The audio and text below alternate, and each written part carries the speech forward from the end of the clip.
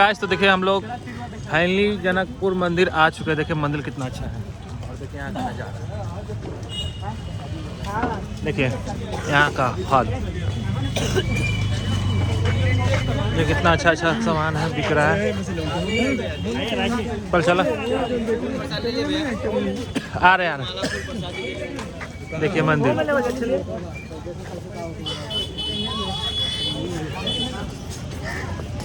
देखिए मंदिर कैसे है कैसे, ये देखिए मंदिर जनकपुर मंदिर कितना सुनहरा मंदिर है। हम लोग आए हैं फाइनली यहीं दर्शन करने नेपाल में, ठीक है। देखिए आप लोग को दिखाते हैं क्या क्या नज़ारा यहाँ, देखिए कितना भीड़ लगा हुआ। चलिए अब हम लोग पूजा के लिए सामान यहाँ से लेंगे।